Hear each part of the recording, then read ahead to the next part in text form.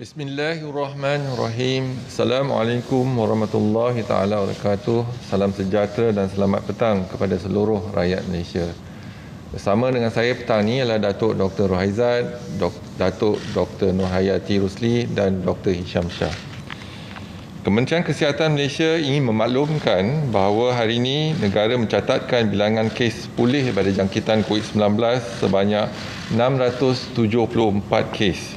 Ini menjadikan jumlah kumulatif kes yang telah pulih sepenuhnya daripada jangkitan COVID-19 adalah 18,499 kes, iaitu bersamaan dengan 64.6% daripada jumlah keseluruhan kes. Pecahan kes telah pulih daripada jangkitan COVID-19 mengikut negeri adalah seperti berikut. Sabah 367 kes, Kedah 136 kes, Pulau Pinang 79 kes, Selangor 70 kes, Wilayah Persekutuan Kuala Lumpur 5 kes, Sarawak 5 kes, Johor 5 kes, Wilayah Persekutuan Labuan 3 kes, Melaka 2 kes, Negeri Sembilan 1 kes dan Negeri Terengganu 1 kes. Sukacita dimaklumkan pada hari ini negeri Sabah mencatatkan penurunan jumlah kes baru sebanyak 517 kes, iaitu 55.8%, iaitu daripada 927 kes semalam kepada 410 kes pada hari ini. Walaupun terdapat penurunan jumlah kes pada hari ini, Kementerian Kesihatan masih terus giat menjalankan aktiviti saringan dan pengesanan kes secara aktif di seluruh negeri Sabah. Ini kerana masih terdapat sebanyak 44 kluster yang aktif di Sabah dan peningkatan kes harian tempatan masih boleh berlaku. Negeri-negeri di Lembah Kelang pula mencatatkan 138 kes, iaitu 16.5% daripada jumlah keseluruhan kes. Daripada 138 kes baru, 65 kes itu 47.1% adalah daripada kluster-kluster sedia ada dan baru. Untuk makluman, negeri-negeri ini dan juga negeri Sabah telah pun diletakkan dalam Perintah Kawalan Pergerakan Bersyarat.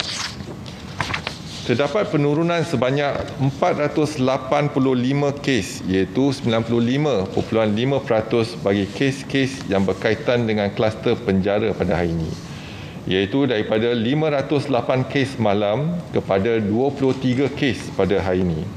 Daripada jumlah kes ini, 15 kes adalah daripada kluster Tembok, 7 kes daripada kluster penjara Kepayang dan 1 kes daripada kluster penjara Reman di Pulau Pinang.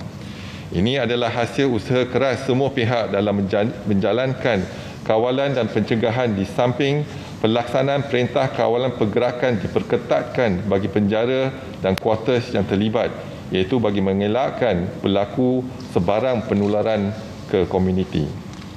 Secara keseluruhan, sehingga 27 Oktober 2020 jam 12 tengah hari, sebanyak 835 kes baru telah dilaporkan. Ini menjadikan jumlah kes positif COVID-19 di Malaysia adalah sebanyak 28,640 kes. Manakala jumlah kes aktif dengan keboleh jangkitan COVID-19 pula adalah 9,903 kes. Kesemua mereka telah diasingkan dan diberi rawatan di hospital. Ingin dimaklumkan daripada 835 kes baru yang dilaporkan pada hari ini, terdapat 5 kes import yang mendapat jangkitan daripada luar negara, yang melibatkan 1 warga negara dan 4 bukan warga negara yang tiba daripada negara India 2 kes, Indonesia 1 kes, Thailand 1 kes dan Bulgaria 1 kes. Perincian kes penularan COVID-19 dalam negara adalah seperti berikut. Di negeri Sabah, 410 kes telah dilaporkan pada hari ini. 60 kes daripada kluster-kluster sedia ada, termasuk 6 kes daripada kluster baru, iaitu kluster lintas. 218 kes daripada saringan kontak rapat kes positif dan 132 kes daripada lain-lain saringan COVID-19. Di Negeri Sembilan, 155 kes telah dikesan pada hari ini. 149 kes daripada kluster-kluster sedia ada, 4 kes dari saringan kontak rapat kes positif dan 2 kes daripada saringan lain-lain saringan COVID-19. Di negeri Selangor pula, 125 kes telah pun dikesan pada hari ini, 59 kes daripada kluster-kluster sedia ada, 42 kes daripada saringan kontak rapat kes positif, 24 kes daripada lain-lain saringan COVID-19.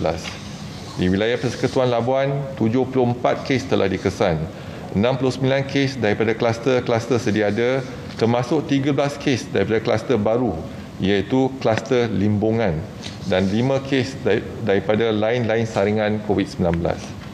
Di negeri Sarawak, 16 kes telah pun dilaporkan, 12 kes daripada kluster sedia ada, 3 kes saringan kontak rapat kes positif dan 1 kes daripada lain-lain saringan COVID-19. Di negeri Pulau Pinang, 13 kes telah pun dikesan, 12 kes daripada kluster-kluster sedia ada dan 1 kes daripada lain-lain saringan COVID-19. Di negeri Perak, 11 kes daripada kluster sedia ada telah dikesan. Di wilayah Persekutuan Kuala Lumpur, 9 kes telah dilaporkan, iaitu 6 kes daripada kluster-kluster sedia ada, 1 kes saringan kontak rapat dan 1 kes daripada lain-lain saringan. Di negeri Johor, 8 kes telah dikesan, 7 kes daripada kluster sedia ada dan 1 kes saringan kontak rapat kes positif COVID-19. Di negeri Kedah, 4 kes daripada kluster sedia ada telah pun dilaporkan. Di negeri Terengganu, 4 kes daripada kluster sedia ada dikesan. Di wilayah Persekutuan Putrajaya, 1 kes saringan kontak rapat kes positif COVID-19 telah dilaporkan. Sehingga kini terdapat 89 kes positif COVID-19 yang sedang dirawat di unit rawatan rapi, di mana 32 kes memerlukan bantuan pernafasan. Daripada maklumat terkini yang dilaporkan ke CPRC Kebangsaan, duka cita dimaklumkan bahawa terdapat pertambahan 2 kes kematian berkaitan dengan COVID-19. Justru jumlah kumulatif kes kematian COVID-19 di Malaysia adalah sebanyak 238 kes, bersamaan dengan 0.8% daripada jumlah keseluruhan kes. Ringkasan kes-kes kematian hari ini adalah seperti berikut. Kes kematian 237, iaitu kes nombor 27,478 adalah seorang lelaki warga negara berusia 82 tahun, mempunyai latar belakang penyakit paru-paru obstruktif kronik, buah pinggang kronik dan penyakit anemia dan penyakit jantung. Beliau meninggal di Hospital Tawau.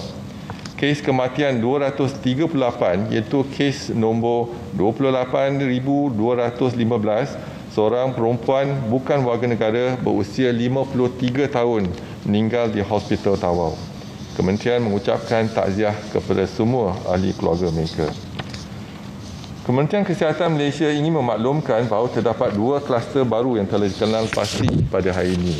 Kluster yang pertama ialah kluster lintas.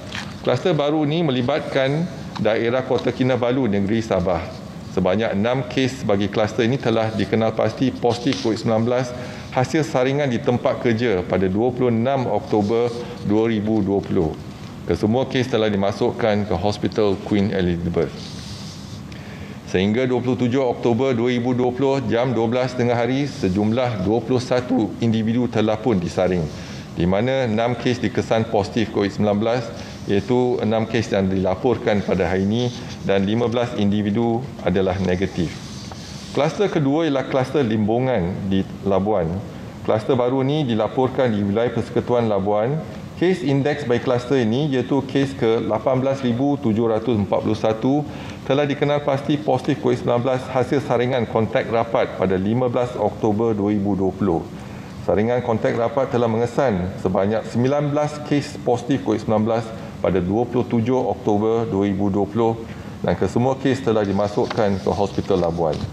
Sehingga 27 Oktober 2020 jam 12 tengah hari, sejumlah 383 individu telah pun disaring, di mana 20 kes dikesan positif COVID-19 termasuk 13 kes baru pada hari ini. 44 individu adalah negatif dan 319 individu masih menunggu keputusan. Ingin dimaklumkan daripada 230 kluster COVID-19 yang telah dilaporkan sejak permulaan pandemik di Malaysia, sebanyak 62 kluster, iaitu 30% adalah berkaitan dengan tempat kerja. Sehingga 27 Oktober 2020, terdapat 37 kluster berkaitan tempat kerja yang masih aktif, termasuk 2 kluster baru yang diumumkan pada hari ini. Kementerian Kesihatan amat berterima kasih dan ingin menyampaikan penghargaan kepada majikan dan syarikat swasta dalam bersama-sama membantu mengekang penularan COVID-19 di kalangan warga kerja. Tindakan proaktif majikan yang turut sama menjalankan saringan COVID-19 terhadap pekerja-pekerja membolehkan pengesanan kes-kes positif yang tidak bergejala di kalangan warga kerja dan seterusnya membantu kementerian dalam menjalankan aktiviti kesihatan awam dengan segera. Ini sekaligus dapat membendung penularan jangkitan COVID-19 dalam sesebuah komuniti dan seterusnya melindungi individu-individu daripada kumpulan berisiko tinggi, warga emas dan kanak-kanak.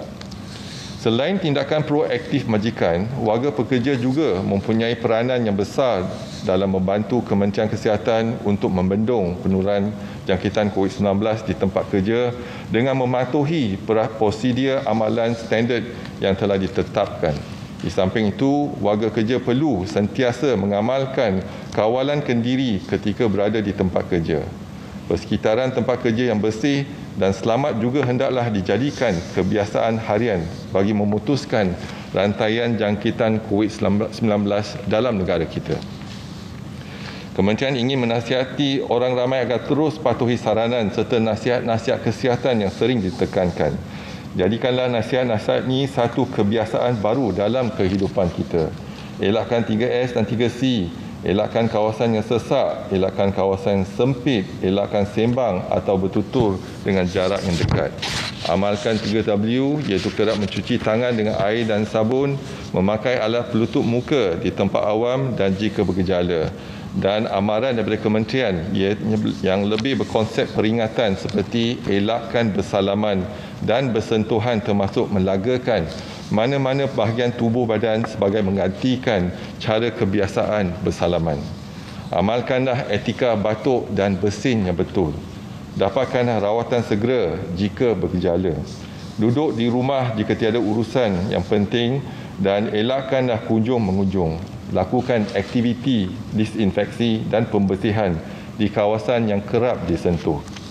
Patuhilah kepada SOP sebagai norma baru, iaitu syarat-syarat seperti yang ditetapkan di bawah Perintah Kawalan Pergerakan. Orang yang berisiko tinggi seperti kanak-kanak, warga emas dan orang kurang upaya perlu dilindungi. Manakala individu tidak sihat dan bergejala, dikendaki segera menjalani pemeriksaan kesihatan. Penjarakan fizikal sekurang-kurangnya 1 meter diamalkan pada setiap masa. Kementerian akan terus memantau perkembangan kejadian jangkitan di dalam negara dan juga luar negara melalui maklumat yang diperolehi daripada pihak WHO.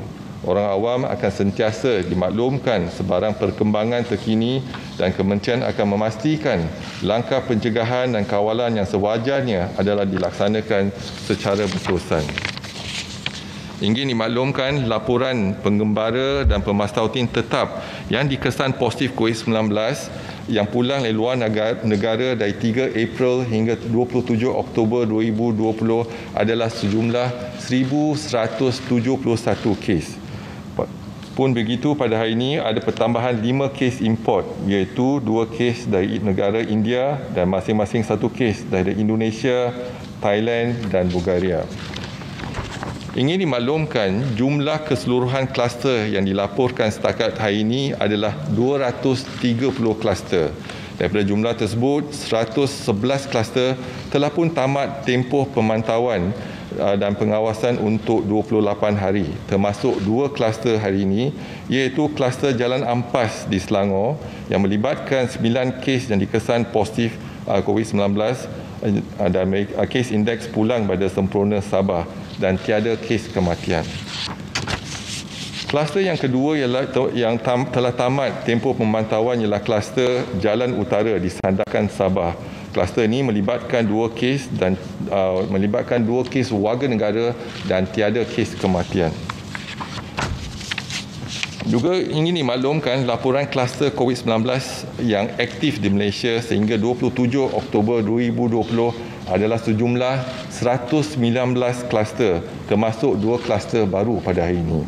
Daripada 119 kluster yang aktif, 38 kluster aktif ada pertambahan kes dan 81 kluster aktif tiada pertambahan kes pada hari ini. Kluster aktif yang pertama ada pertambahan kes ialah kluster kaya, iaitu ada pertambahan kes 152 kes baru dan jumlah kes keseluruhan ialah 274. Jumlah individu yang disaring setakat ini ialah 688. Kluster Sagu King di Labuan ada pertambahan 55 kes baru, menjadikan jumlah kes 162. Jumlah individu yang disaring setakat ini ialah 2,735. Kluster Sagu King telah pun berada di kawasan PKPD. Kluster Melati ada pertambahan 36 kes, menjadikan jumlah kes 62 dan jumlah individu disaring ialah 303. Kluster Titir di Kenengau Sabah ada pertambahan 23 kes, menjadikan jumlah kes 51 dan individu disaring adalah 786. Kluster Tembok ada pertambahan 15 kes, menjadikan jumlah keseluruhan 1,679 kes. Jumlah individu yang disaring setakat ini untuk kluster Tembok adalah 8,867. Kluster baru iaitu kluster Limbungan di Labuan ada pertambahan 13 kes, menjadikan jumlah kes 20. Jumlah individu disaring ialah 383. Kluster Baki di Kuching Sarawak ada pertambahan 12 kes, menjadikan jumlah kes 25. Individu disaring 949. Kluster Bayan ada pertambahan 9 kes, menjadikan jumlah kes 18. Individu disaring 464. Kluster Penjara Kepayang ada pertambahan 7 kes. Individu dan jumlah keseluruhan kes setakat ini ialah 1,669. Individu yang disaring setakat ini ialah 3,490. Kluster Kempas di Johor ada pertambahan 7 kes, menjadikan jumlah kes 30. Jumlah individu disaring ialah 443. Kluster Basong di Kudat Sabah ada pertambahan 6 kes, menjadikan jumlah kes 36. Individu yang disaring 644. Kluster baru lintas di Kota Kinabalu Sabah ada pertambahan 6 kes, menjadikan jumlah kes ialah 6 dan jumlah yang disaring adalah 21. Kluster Mentari ada pertambahan 5 kes, menjadikan jumlah kes 23, jumlah individu disaring 99. Kluster Hentian ada pertambahan 4 kes, menjadikan jumlah kes 82. Individu disaring adalah 2,155. Kluster Makekar ada pertambahan 4 kes, menjadikan jumlah kes 17 dan jumlah yang disaring setakat ini 275. Kluster Utama masih ada pertambahan 3 kes, menjadikan jumlah kes 229. Individu disaring setakat ini ialah 891. Kluster Oto ada pertambahan 3 kes, menjadikan jumlah kes 112. Individu yang disaring adalah 882. Kluster Tanah Merah di Tawau Sabah ada pertambahan 3 kes, menjadikan jumlah kes 65 dan individu disaring setakat ini ialah 160. Kluster Cahaya ada pertambahan 3 kes, jumlah kes 40, individu disaring 316. Kluster Palma ada pertambahan 3 kes, jumlah kes ialah 17 dan individu disaring 110. Kluster Kolong di Keningau Sabah ada pertambahan 3 kes, menjadikan jumlah kes 16.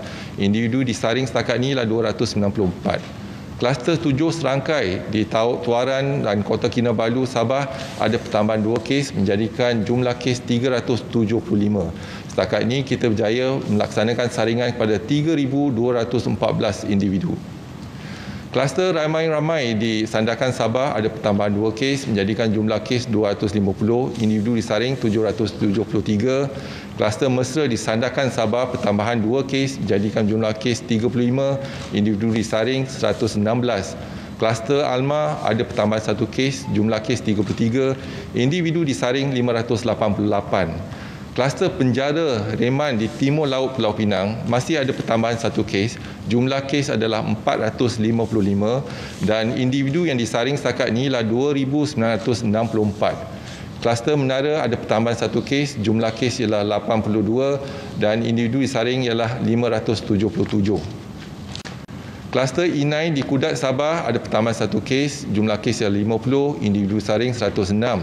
Kluster Kapur di Kudat Sabah ada pertambahan 1 kes, jumlah kes 47, jumlah individu disaring 134. Kluster Jalan Bomba di Sandakan Sabah ada pertambahan 1 kes, jumlah kes 31, individu disaring 316.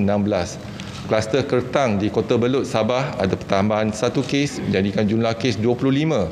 Jumlah individu disaring 724. Kluster Megah ada pertambahan 1 kes menjadikan jumlah kes 25 dan individu disaring 64. Kluster Tempayan ada pertambahan 1 kes, jumlah kes 23, individu disaring 243. Kluster Jambu ada pertambahan 1 kes menjadikan jumlah kes 18, jumlah individu disaring 147. Kluster Central masih ada satu kes tambahan menjadikan jumlah kes 14 dan jumlah individu disaring 361. Kluster Bena Labuan ada pertambahan 1 kes menjadikan jumlah kes 14, individu disaring 171. Kluster Bah Layangan ada pertambahan 1 kes menjadikan jumlah kes 14, jumlah individu disaring 142. Kluster Bah Kota ada pertambahan 1 kes, jumlah kes 12 dan individu disaring 181. Kluster Benteng Lahadatu kita tak ada penambahan kes tetapi jumlah kes setakat ni lah 1096 dan kita telah berjaya melaksanakan saringan yang terbesar.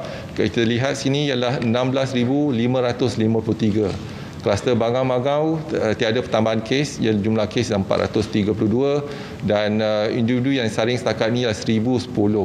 Dan penjara Seberang Perai kita telah laksanakan tingkatkan saringan kepada 3,239 dan jumlah kes yang positif adalah 255.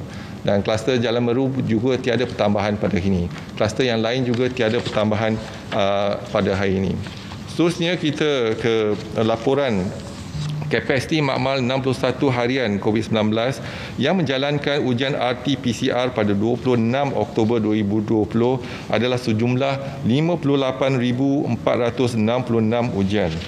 Semalam kita berjaya laksanakan 29,325 ujian seharian iaitu bersama dengan 53%. Dan dimaklumkan juga laporan kapasiti harian 3 makmal COVID-19 di Sabah yang menjalankan RT-PCR pada 26 Oktober 2020 adalah sejumlah 2,600 ujian seharian.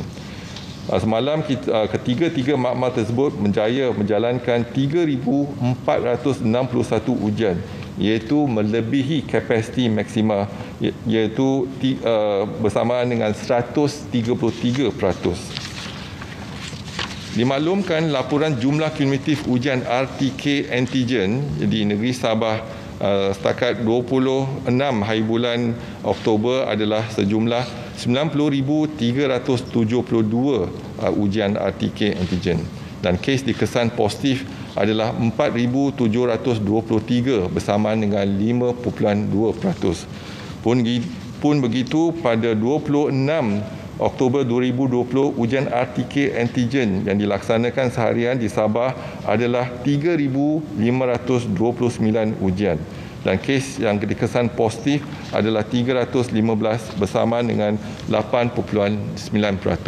Dan kita juga telah menghantar 200,000 RTK antigen ke negeri Sabah dan untuk mereka jalankan ujian COVID-19 di pendalaman dan juga di hospital-hospital dan klinik-klinik. Dan ini mampu memberikan keputusan dengan segera. Jadi pada hari ini dapat kita simpulkan 385 kes positif COVID-19 telah pun dilaporkan dengan 5 kes import dan 830 kes penularan tempatan.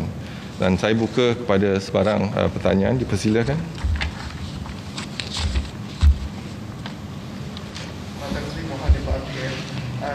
Sidang Negeri Datuk Seri Hamzah Zainuddin telah menyatakan lebih 10,000 pegawai dan anggota polis di kuarantin, manakala sekurang-kurangnya 200 lagi dirawat selepas disahkan positif. Jadi melihat kepada ancaman COVID-19 terhadap barisan hadapan, apakah KKM mempunyai SOP tersendiri terhadap mereka? Terima kasih kepada atas soalan tersebut.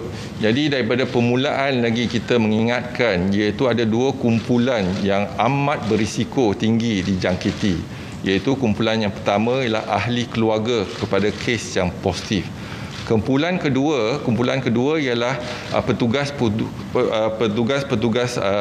barisan hadapan, iaitu kesihatan, polis dan sebagainya. Jadi kita di Kementerian Kesihatan kita ada SOP untuk petugas-petugas. Jadi nasihat kepada Kementerian Kesihatan kepada semua petugas, pastikan mereka dilindungi, iaitu memakai PPE, mask, glove dan sebagainya semasa bertugas. Dan juga semasa di luar masa tugas, mereka juga kena patuh kepada jangkitan-jangkitan di komuniti. Iaitu ramai di kalangan petugas kesihatan contohnya mendapat jangkitan dalam komuniti. Dan sebab apabila mereka pergi ke pasar dan juga pergi tempat awam dan mungkin dijangkiti di komuniti, dan ini yang kita bimbangkan dan kita pastikan mereka patuh kepada SOP ketika di luar bertugas. Dan jadi apa yang kita sarankan kepada petugas-petugas barisan hadapan ialah lengkapkan pakaian PPE ketika bertugas. Contohnya kalau kita ada atau jumpa dengan mayat contohnya dan dibawa mayat tersebut ke hospital, dalam mayat tersebut kita tak tahu sama ada dia COVID positif ataupun tidak. Dan sekarang ni dalam kita punya SOP ialah setiap mayat ataupun jenazah yang dibawa ke hospital akan disaring dulu dengan COVID-19. Jadi kalau kita dapat amalkan SOP yang telah ditetapkan, bukan hanya untuk rakyat Malaysia tetapi juga petugas-petugas. Ini amanah penting untuk melindungi mereka ketika bertugas. Dan kita harap kita dapat kurangkan jangkitan. Dan kita lihat juga untuk petugas kesihatan, kebanyakan jangkitan berlaku bukan semasa bertugas tetapi semasa dalam komuniti ataupun jangkitan komuniti ataupun jangkitan daripada rakan-rakan mereka.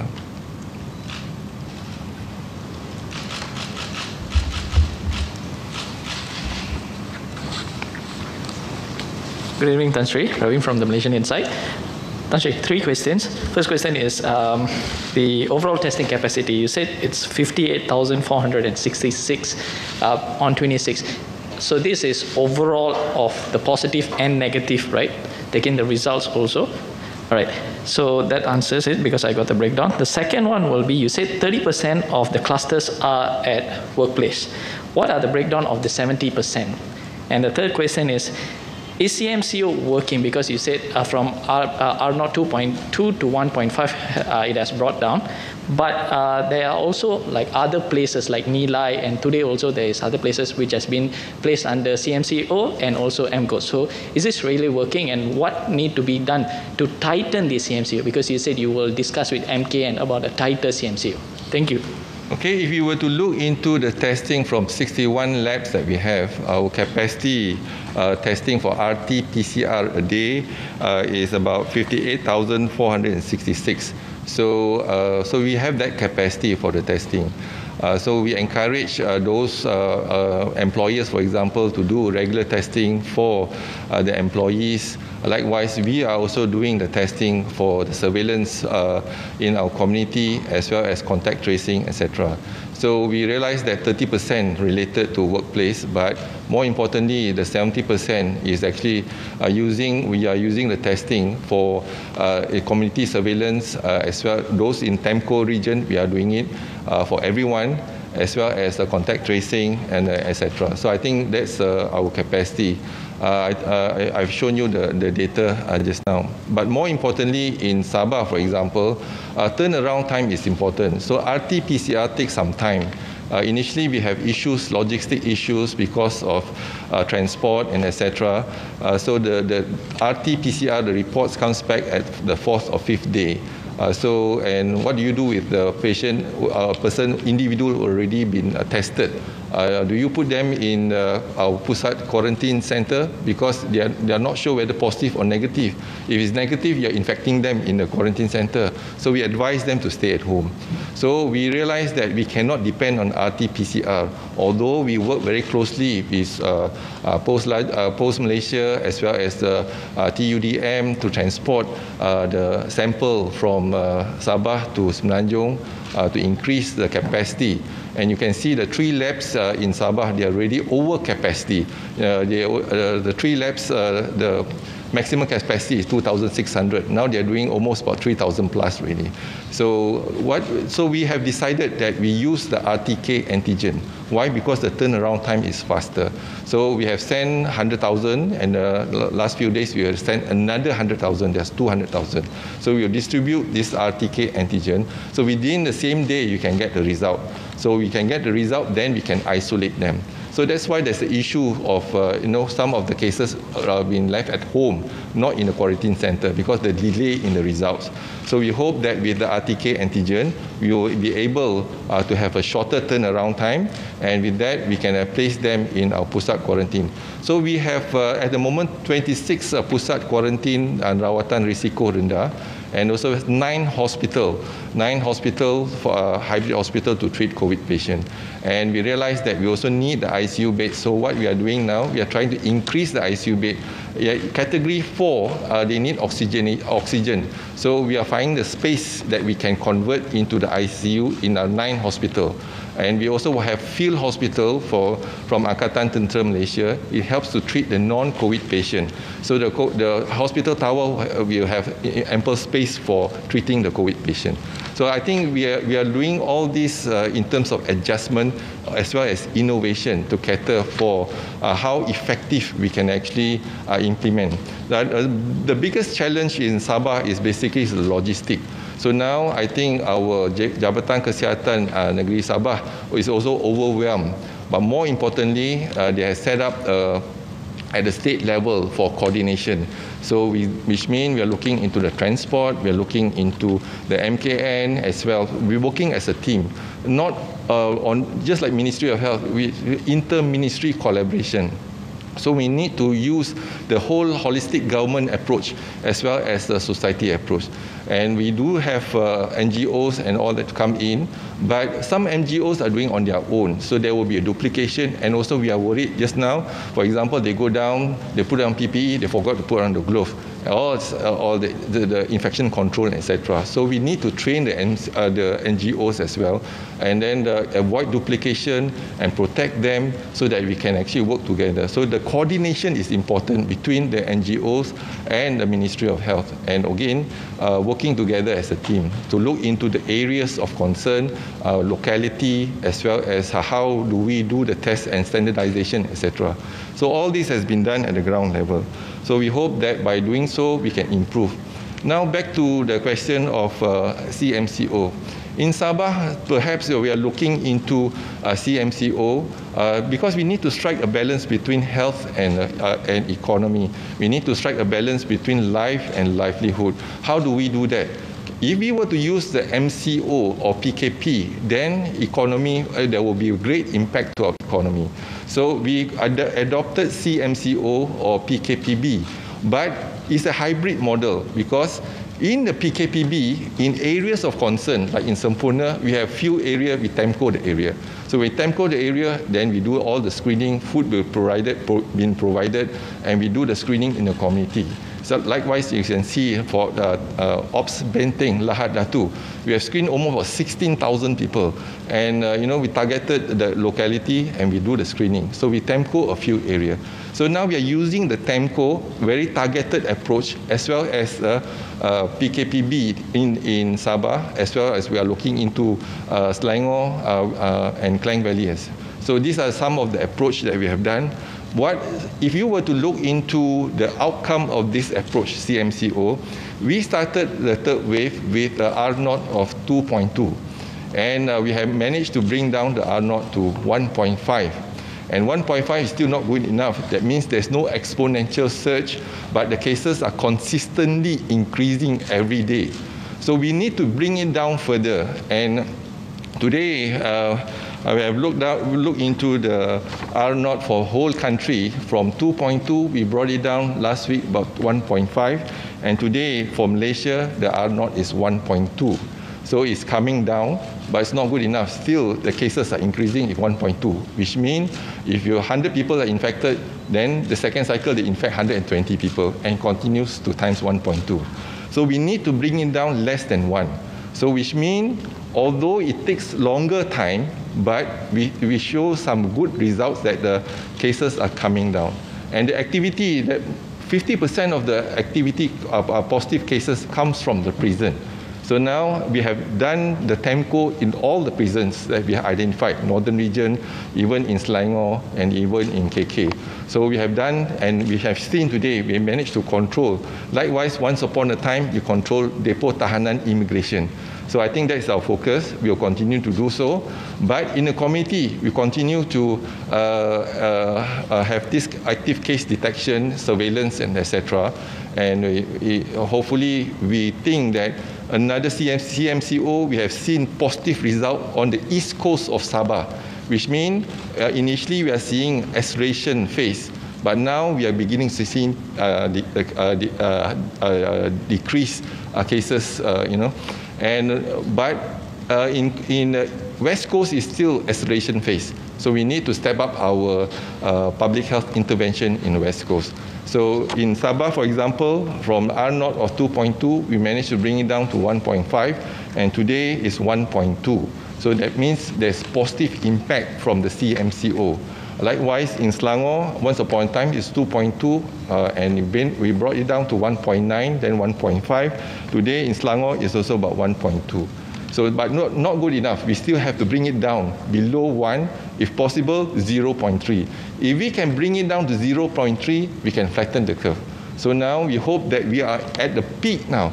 If we are at the peak, then probably give us another 3 weeks or 4 weeks, we can actually bring down the case back to 2-digit or even a single digit in time to come.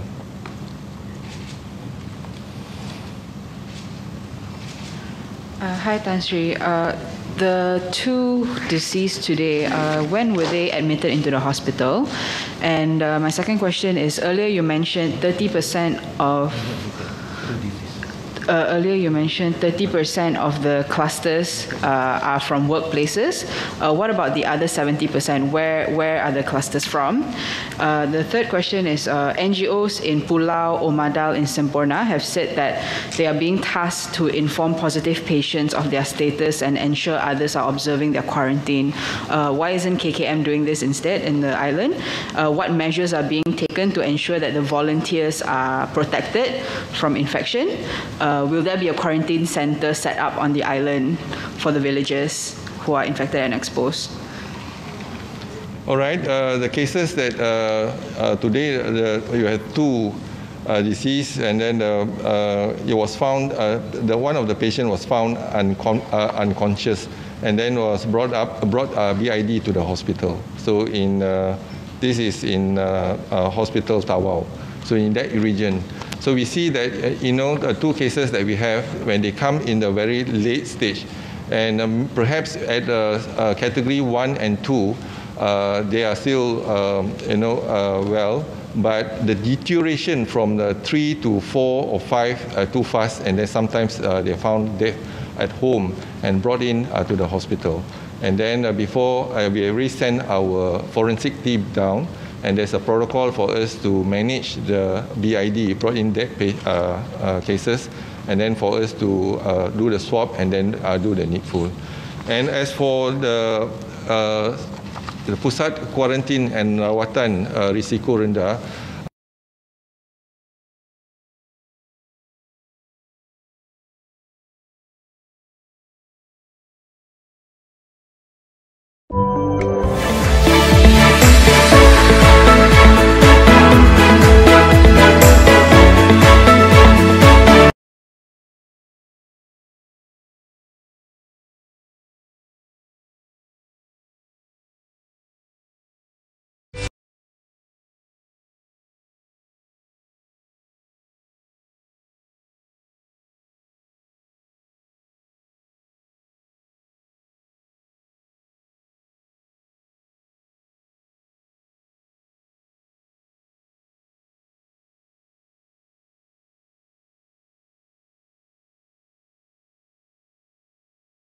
so that we can avoid, in terms of infection, etc.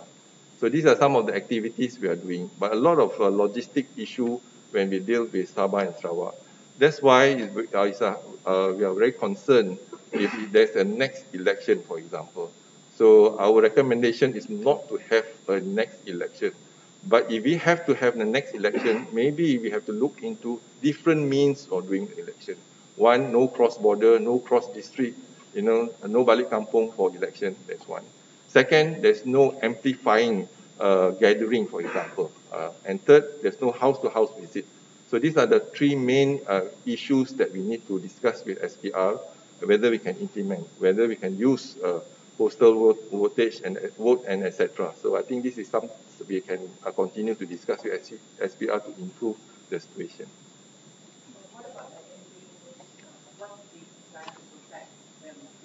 That's why the NGO, there's two forms of NGOs. One, they go on their own without informing the Ministry of Health. They just go on their own, they do their activities.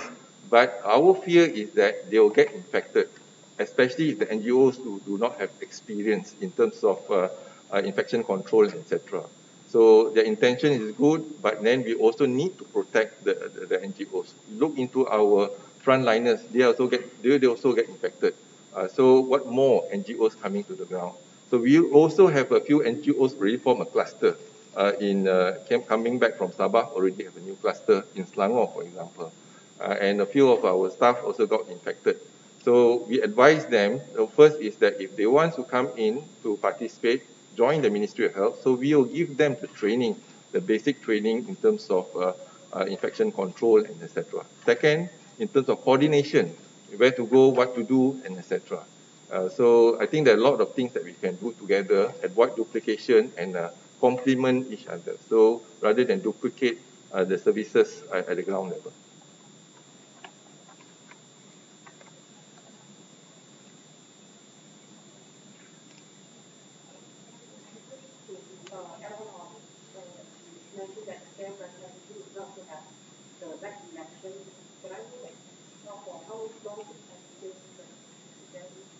As far as KCAM is concerned, we only give recommendations. So if it cannot be avoided, you still have to carry on the election under the Constitution. Then we have to look into the SOP in terms of how we can conduct election and minimize the infection. So even though the SOP is available, more importantly is the compliance to the SOP. I think we are seeing this. So we have learned this from Sabah. We hope that we do not need to repeat these consequences of election in other states. So, kalau tak ada soalan lagi, saya sekali lagi ingin mengingatkan diri saya sendiri dan rakyat Malaysia untuk patuh kepada SOP. Kalau kita tak ada urusan penting di luar, kalau boleh duduk di rumah untuk tempoh 2 minggu saja. Kalau kita boleh duduk di rumah untuk tempoh 2 minggu, kita boleh memutuskan penurunan jangkitan COVID-19 dalam negara kita. Dan kalau kita terpaksa keluar daripada rumah, pastikan kita patuhkan SOP, pakai penutup muka, amalkan penjarakan fizikal sekurang-kurangnya 1 meter dan kerap mencuci tangan.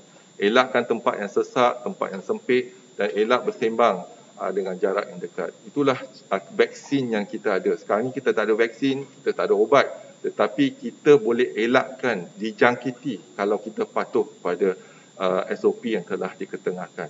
Isu kita ialah ketidakpatuhan kepada SOP. Jadi sama-samalah kita jaga keluarga kita jaga masyarakat dan negara kita. Sekian, wabillahi taufiq wa hidayah. Wassalamualaikum warahmatullahi taala wabarakatuh. Terima kasih.